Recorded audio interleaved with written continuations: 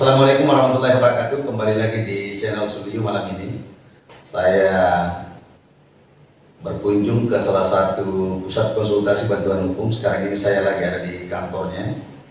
Jadi nanti kita akan bertanya seputar tentang kelembagaannya, terus kemudian sudah berapa angka atau jumlah orang yang atau klien lah, seperti itu mungkin gambarnya. Dan sebelum itu barangkali teman-teman saya perkenalan dulu ya kepada beliau. Namanya siapa ya? Prayudi. Prayudi. Ya. Ya. Nama lengkapnya Prayudi. Prayudi Hasyim. Prayudi Hasyim. Ya, mungkin saya langsung saja barangkali kepada untuk tidak berlama-lama, kita empatkan waktu sebaik mungkin malam ini. Saya mungkin pertanyaan saya barangkali yang pertama kepada Dinda Prayudi Hasyim. Sejak Adinda sebagai Ketua PKBH mungkin bisa diberikan gambaran sejak kapan, terus kemudian sudah apa yang sudah dilakukan. Mungkin saya langsung saja barangkali. Iya. Terima kasih buat Kakanda yang telah menyempatkan waktunya untuk memberikan edukasi dan dedikasi kepada masyarakat umum untuk mensosialisasikan Pusat Konsultasi Bantuan Hukum Sekolah Tinggi Ilmu Hukum Amsir Parepare, khususnya di wilayah Kota Parepare sendiri. Nah, terkait dengan pertanyaan Kakanda tadi, bahwa bagaimana sih sebenarnya Adinda bisa jadi ketua di lembaga ini? Sederhana saja, kemarin awal mulanya itu saya dikabari sama Ketua STA itu sendiri untuk menanyakan kesiapan apakah saya bisa mengelola atau bertugas semaksimal mungkin atau memberikan pengabdiannya ke LBH PKBH ini. Saya langsung saya jawab, karena poinnya kapan lagi saya bisa mengabdi ke alma mater saya, karena saya juga salah satu alumni STA Amsir, ya salah satu upaya untuk melakukan pengabdian ke alma mater atau menjaga nama baik alma mater, ya saya langsung terima tawaran itu tanpa neko-neko lagi. Ya langsung menerima saja. Langsung. Akan dari Bapak Ketua STA Amsir. Langsung. Terus kemudian apa yang sudah dilakukan semenjak Adinda yang memimpin Pusat Konsultasi Bantuan Hukum ini? Alhamdulillah, langkah awal setelah saya dinobatkan untuk dan dipercayakan untuk mengelola PKBH ini, awal mulanya saya kerjakan itu bagaimana mencari semua pengurus atau semua mahasiswa yang mau bergabung sekaligus mengabdikan dirinya juga di lembaga ini atau di organisasi ini. Sederhana saja, kemarin langkah awalku terkait pencarian pengurus itu. Intinya yang mau bergabung silahkan kontak saya secara langsung, dan ketika ada komitmen bersama, ayo gabung, kenapa tidak? Nah, setelah itu mungkin ada kekurangan kemarin terkait dengan pencarian pengurus itu, di mana terlalu banyak yang saya pilih terkait dengan mahasiswa itu sendiri, yang sebenarnya harus lebih dominan itu alumni. Itu mungkin kekurangan saya, tapi mungkin lebih kepada pengabdiannya ada saya. Iya betul itu. Namun itu bukan sebagai bahan dilema saya yang secara terus menerus. Kenapa tidak ketika mahasiswa yang betul-betul siap mengabdi di organisasi ini dan punya niat untuk belajar, kenapa tidak saya kasih masuk? Intinya alumni kan bisa juga berkontribusi walaupun tanda kutip dia bukan bagian dari pengurus ini. Yang penting nama baik alma maternya masih dia jaga gitu. Masih dia bisa abadikan namanya di alma mater itu sendiri. Ya itu tadi seputar gambaran terkait dengan personnya mungkin Prayudi Hasyim, mulai dari awal masuknya tadi, terus kemudian apa yang telah dilakukan semenjak beliau. Mungkin pertanyaan saya berikutnya, apa mekanisme atau prosedur yang bisa dilakukan oleh masyarakat ketika ada yang membutuhkan upaya hukum atau ada yang membutuhkan konsultasi terkait dengan masalah mungkin atau persoalan yang dihadapinya. Nah, mungkin bisa diberikan gambaran harus mulai dari sini sampai kemudian kemana masyarakat itu misalnya. Ketika ingin meminta konsultasi atau meminta bantuan hukum kepada organisasi ini, itu sebenarnya kami sudah diatur di undang-undang, yaitu ada Undang-Undang Nomor 18 Tahun 2003 tentang perbantuan hukum, ada PP Nomor 83 Tahun 2008, dan ada Peraturan Pradi Nomor 1 Tahun 2010, bahwa semua advokat atau semua lembaga bantuan hukum harus memberikan bantuan hukum secara cuma-cuma kepada masyarakat yang membutuhkan. Dan lebih kepada keikhlasan teman-teman di sini. Iya, keikhlasan. Intinya kami kita memberikan pelayanan membantu masyarakat ya. Harus prioritaskan masalah apa yang ditangani atau masalah apa yang dihadapi sama calon klien yang ingin minta bantuan hukum kepada kita.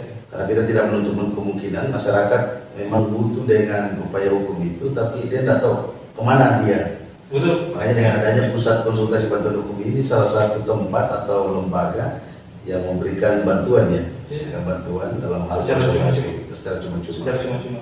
Terus kan ya, berbeda. Dan itu juga terkait dengan mekanismenya. Prosedurnya seperti apa? Prosedur untuk jika ada klien atau misalnya masyarakat yang membutuhkan itu. Betul. Yang pertama itu bawa identitasnya. Mau itu KSIM, maukah itu KTP, maukah itu BPJS, maukah itu Askes. Jelas ada identitas.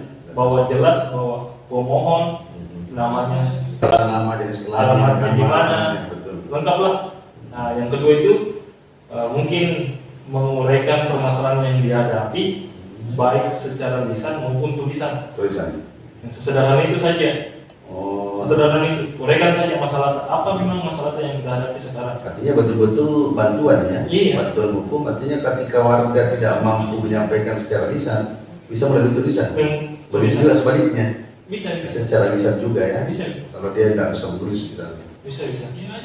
Terus mungkin pertanyaan saya berikutnya terkait dengan layanan semenjak Adinda memimpin pusat konsultasi bantuan hukum ini. Sudah berapa angka klien, sudah berapa masyarakat yang kemudian datang berkonsultasi di PKBH kita, mungkin bisa disampaikan. Semenjak tahun 2019 kemarin, tepatnya bulan November kami di SK bahwasanya kita legal dalam kepengurusan PKBH periode ini. Alhamdulillah konsultasi hukum yang datang sama kita itu kurang lebih 10 orang yang sudah datang sama kita. Itu tahap konsultasi. Di tahap bantuan hukum ada sekitar 2 orang yang sudah selesai perkaranya sampai sekarang. Oh, berarti bukan hanya konsultasi, tapi itu bisa dilakukan pendampingan sampai ke pengadilan. Pendampingan sampai di tahap pengadilan, mau itu pengadilan negeri, mau itu pengadilan tinggi maupun Mahkamah Agung itu sendiri. Tapi itu juga bisa dilakukan ketika masyarakat hanya mau berkonsultasi, boleh juga ya? Iya, itu termasuk ada 10 orang lebih. Oh, yang hanya sudah konsultasi. Menanyakan permasalahannya, bagaimana cara penyelesaiannya. Tanpa kemudian dia menginginkan untuk didampingi ke tahap berikutnya. Atau upaya hukum berikutnya. Karena dia mungkin sudah mempunyai gambaran bahwa penyelesaian kasus ini hanya saya mampu bisa tangani. Kenapa tidak saya sendiri yang tangani? Berarti kan kita sudah berikan gambaran di sini. Sudah berikan gambaran. Artinya PKBH besar bantuannya di situ. Mungkin juga menyampaikan terkait dengan prosedurnya. Dari sini upaya hukum berikutnya ini. Akhirnya kemudian mungkin warga sudah merasa mandiri. Betul. Akhirnya dia yang melanjutkan upaya-upaya hukum yang lebih berjenjang lagi di atasnya. Lebih tepatnya kami lebih kedepankan itu mengedukasi masyarakat terhadap permasalahan yang dihadapi. Karena itu salah satu visi misi kami untuk memberikan edukasi dan dedikasi kepada masyarakat yang sebesar-besarnya gitu, terhadap sadar hukum. Masyarakat diwajibkan untuk sadar hukum. Jadi teman-teman semua, artinya malam ini sebetulnya ini sebagai ajang sosialisasi juga kepada masyarakat. Perlu kami publikasikan bahwa Pusat Konsultasi Bantuan Hukum ini memberikan layanan bantuan hukum bagi masyarakat di luar sana yang butuh bantuan hukum. Jadi bisa saja seperti yang disampaikan tadi oleh Linda Prajasti, bisa sifatnya hanya datang berkonsultasi, bisa juga di samping datang berkonsultasi bisa juga dilakukan upaya pendampingan, ya, didampingi juga ya. Pasti. Mungkin ada closing statement barangkali, Ya. ada yang mau disampaikan. Mungkin pesan dan kesan saya terhadap atau mungkin kepada masyarakat, khususnya masyarakat yang ada di Kota Parepare, besar harapan kami ketika masyarakat itu bermasalah atau berhadapan dengan hukum, ketika masyarakat kurang atau belum mengetahui prosedur atau langkah apa yang mesti dilakukan atau yang dia tempuh, apakah itu masalahnya di bidang perdata maupun pidana ataupun mau pengadilan tata usaha negara, kami selalu siap sedia 1x24 jam kantor kami atau mungkin kontak person kami selalu aktif untuk dilayani semaksimal mungkin. Karena di sini lengkap nih ya, ada teman-teman yang Ada. di perdata, di pidana. Ada yang pengurus kami itu ada semua bidang-bidangnya sudah diposisikan sesuai dengan backgroundnya, keilmuannya. Artinya betul-betul PKBH ini terbuka untuk siapa saja yang memerlukan atau membutuhkan bantuan hukum. Bantuan hukum di bidang pidana, perdata maupun pengadilan tinggi tata usaha negara itu. Itu sebetulnya bantuan hukum ini lebih kepada siapa sebetulnya? Lebih ke masyarakat Masyarakat sama. yang kurang mampu ya. Nah ini juga Ya. hampir lupa. Ya. Hampir lupa satu, bahwa ketika masyarakat yang kurang mampu ingin didampingi sampai di tahap pengadilan maupun di pengadilan pertama sampai di kasasi, masyarakat ini harus melampirkan surat keterangan tidak mampu yang diterbitkan atau yang dikeluarkan oleh pejabat setempat, baik itu kepala desa ataupun kelurahan. Nah, itu salah satu pegangan kami bahwa kami betul-betul mendampingi masyarakat yang betul-betul kurang mampu. Itu salah satu yang syarat paling mutlak lah yang harus disediakan oleh calon pemohon atau pemohon calon klien atau pemohon. Tapi kalau hanya sebatas datang konsultasi, Tidak perlu. ya. Cuma mungkin yang untuk sampai pada kejadian berikutnya berarti Iya. yang perlu mengampilkan Sampai orang tahap yang kurang mampu ya. sampai tahap masuk di peradilan lah, sistem peradilan ya. Itu sederhana. Dan mungkin juga saya punya harapan besar karena program kami bukan hanya mendampingi atau memberikan konsultasi hukum, kami juga ingin berperan aktif di tengah-tengah masyarakat. Contohnya seperti apa? Misalnya ada kedudukan, Iya, kegiatan seperti itu ya. Kami sudah mengadakan audiens kemarin sama pihak kepolisian, di mana kepolisian adalah garda terdepan, bagaimana mengayomi atau menertibkan masyarakat ketika ada kekacauan atau ada kerisuan di situ, di sekitar situ. Ya PKBH itu menjadi kemitraan dengan Pihak kepolisian. Tapi tidak menutup kemungkinan kalau memang PKBH bisa berkesendiri, kenapa tidak? Tapi alangkah bagusnya ketika para penegak hukum ini menyatu, kita berkolaborasi, memberikan edukasi dan dedikasi, memberikan penyuluhan sosialisasi kepada masyarakat sehingga masyarakat lagi-lagi sadar hukum. Dan kami mau wujudkan daerah binaan kami nanti, dan salah satu percontohan kami. Kalau ada yang pernah saya dengar katanya PKBH mau buat atau mau bentuk kadar hukum di kelompok sadar hukum. Betul. Dengan masyarakat ya. Betul. Itu bagus sekali. Insya Allah. Ya, saya pikir itu malam. Saya pikir untuk malam ini mungkin sudah tidak ada lagi yang bisa. Sudah aman dan itu saja mungkin sederhana ini kalau kita lihat. Ya, jadi teman-teman di luar sana atau masyarakat di luar sana, intinya adalah sempat saya tangkap tadi. Pertama, PKBH ini terbuka untuk siapa saja, silakan datang konsultasi. Anda yang mau dibantu dalam hal pendampingan juga boleh, karena di sini bukan hanya Pak Yudi Hasim sebagai pimpinan atau ketua PKBH Sekolah Tinggi Ilmu Hukum Ausir Parepare ini, tetapi banyak teman-teman pengacara di sini yang terlibat di dalamnya.